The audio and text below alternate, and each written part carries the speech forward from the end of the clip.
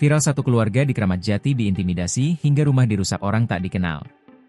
Sebuah rumah di Dukuh, Kramat Jati, Jakarta Timur, menjadi sasaran aksi premanisme dan perusakan orang tak dikenal.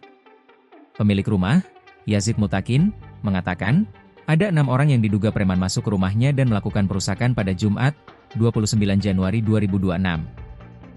Saat itu, para pelaku menyatroni rumah Yazid dengan merusak gembok pagar. Di dalam rumah ada tukang di lantai 3 lagi rapi-rapi.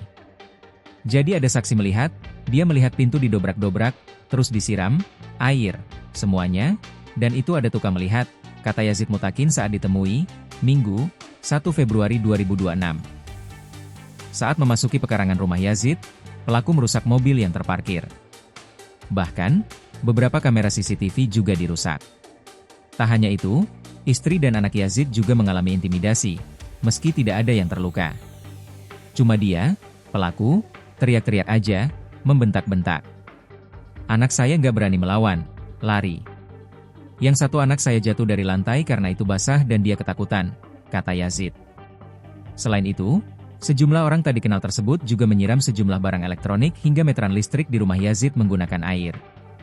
Ini sudah pengerusakan, dan ini sudah patut diduga ada upaya untuk pembunuhan karena semua disiram, dari meteran listrik sampai elektronik. Baik kulkas, semua elektronik yang ada di dalam rumah lantai 1 disiram sama dia.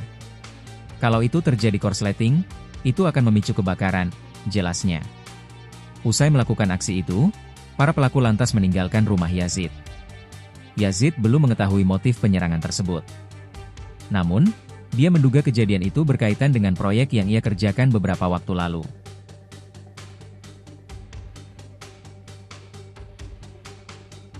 Download Tribun X sekarang, menghadirkan lokal menjadi Indonesia.